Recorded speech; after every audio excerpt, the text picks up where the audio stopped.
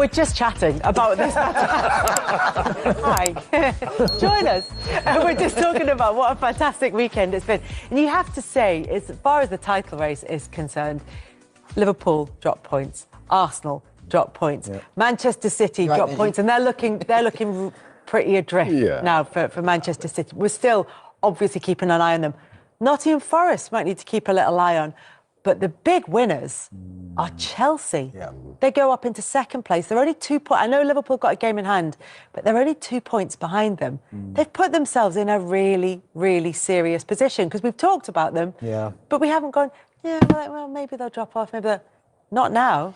No, I mean, the start of the season when you did your predictions, I had them in the top four because I thought because of the players they had and the way they ended last season. But I think Maresca was the big question mark because we weren't sure how good he was managing a club of that level. But they've been outstanding. I mean, the biggest compliment you'd have to say for Maresca, he's managed to keep all them players happy. They're flying in the league, flying in Europe. I know a lot of the sides they've beaten, you'd probably expect them to beat, but they're in the title race for sure. Only 2 points behind Liverpool. You have to say that. You can't say they're not. But they wasn't beating those teams last year. So, you know what I mean? Like, to make the point of what you're saying, like, I think under Poch, he laid down the foundations under Pochettino. But I think what Enzo Maresca's doing, they're all downplaying the fact they're in a title race, but they 100%, they are in a title race. I think Caicedo finally has come alive, along with Fernandes in those positions. And I think, you know, the team selection, he's been able to tinker with it in Europe. The Sassi's played in there. Tosun's gone in there as well. So I think, and Jackson is scoring goals, which he wasn't doing last year. So I think, and Cole Palmer, I mean, their list could go on. A lot of players are in a good run of form. And I think 100% Chelsea are in this title race for sure. I think that's the point, isn't it? It's not the teams that they've beaten, as you've said. It's the performances that they've put in those games. And yes, largely, maybe Villa apart, it's teams that they should be putting those performances in, but they're delivering. Yeah, Cole Palmer is I think he's the third highest scorer in the Premier League at the moment with 11 goals. Nicholas Jackson's now on 9 so far this season. They're the only team in the top 4 with 2 players in that top sort of 5 or 6, well, I'd say 10 actually, in terms of scoring goals. But if you look at the Southampton game where they were 5-1 winners, there were 5 different scorers in that game. So they're sharing the burden of the goals around. We saw a caption a few seconds ago of their recent run of wins, and the only one where there was a clean sheet was Aston Villa. And I think if there is something that could undo them, it's the fact that they concede goals. Even late in this game, they conceded against Brentford. And even the Tottenham game, they were in control of it. It was much nervier than it needed to be at the very end. And titles are won on defence. I know we're talking about all the goals that they're scoring. Not according to us, as centre forwards. Yeah. Do you know what, you said that, Daz, and it's really interesting. And you're right. I think if they can keep Levi Colwill and Fofana fit, I think that's their best centre-half pairing. I'm also not sure about the goalkeeper. That was my next question. If they can go out and get a top quality, say they go and get Kelleher from Liverpool, or they get another top quality goalkeeper, then people who are kind of on the fence now, you would have to say they are one of the title favourites. There's another key thing as well. You mentioned tinkering with the European side. He can field an entirely different 11. We laughed at the number of players that were at Chelsea at the start of the season. But we kind of said, how is he going to do it? He sends an entirely different 11 to Kazakhstan in midweek, and then he plays the Premier League side at the weekend. But asked for a later kick-off because they were affected by the long travel, even though it wasn't the same. And even Brentford are looking at it going, how'd you pull that one off? You know, but you see, the great thing for him and Chelsea is that they're in a great position now to put that pressure on Liverpool. And I think he's almost like a younger version of Ranieri, where he jokes and he laughs and whatever else, but he knows exactly what he's doing, exactly what the target is now, because it's not top 4 anymore. It's got to be the title now that you are in that position. Where Arsenal, I think, might have the advantage is that they've got the experience of being in a title race. They've got the better defence, in my opinion. They've certainly got the better goalkeeper. But I think where Chelsea are concerned is that they've got that abandon. There's zero pressure on them. I think that they've got more points of attack.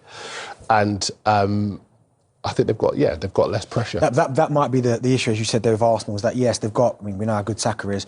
Havertz is having a good season, of course, but when you look at Chelsea, the amount of goals they've got from everywhere, I mean, it's a really poor indictment, to be fair, on Ten Hag, because look what Jadon Sancho's doing now under Maresca. He looks like somebody who just looked like the player we saw at Dortmund before he got to Manchester Only been United. a couple of games. But still. It's only been one for Man United. That's why I'm not getting carried away. No, but that's the thing, though. That's two more than we ever saw at Manchester United already. Do you know what I mean? That's two more than we ever saw at Manchester United. But the confidence, the goal against Tottenham, Madueke now all of a sudden, we knew the potential was there when he was at PSV. All of a sudden, now he's come to the forefront. And I look at what they're doing. And Cole Palmer, yes, is the kind of the jewel in the crown. But that midfield three as well of Caicedo, Lavia, and Enzo Fernandez, that's going to take some beating, that, because they're all strong, they're all powerful, and they can all play. There's also that question of momentum, because it's not just the good performances, it's the improvement.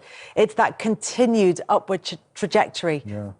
If I had my own teeth in, go with it. Just dipped in the pot this morning and took out anyone's. But when you look at the improvement in their performances, the improvement in the individual players, everything's going in the right direction for them. And I don't think people realise, because at Leicester, I think Enzo Maresca came under a lot of criticism due to his they said he was quite flat in his style of play and his approach. But what I'm seeing him doing, he's able to adjust to you as well. He was not happy with the goal they conceded. He was kind of wrapped up in it. And you can see that's like an elite mentality. But I think he's doing a really good job in a short space of time, because people didn't expect... I expected Chelsea to be in the top four because of the squad that they have.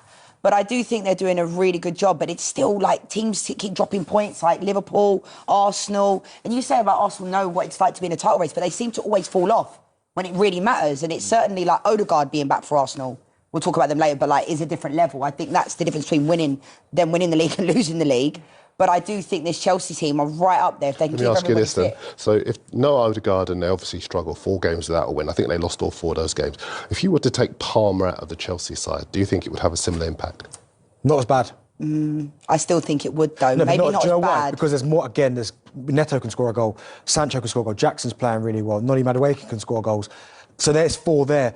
With the Arsenal effect, Saka will score goals, but then Havertz, maybe not. There's nothing really come from Arsenal's left-hand side in Martinelli and Trossard.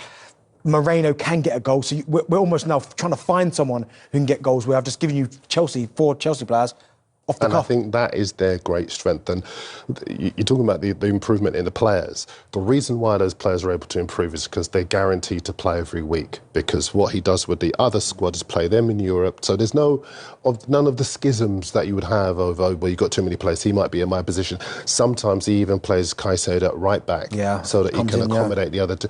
Enzo is scoring goals. Now, he's looking like a player who's not worried about his place, and he's playing with much more confidence. And I think those specifics of the reasons how and why he's improving those players is what's making Chelsea strong again. I still worry about that defence. That's just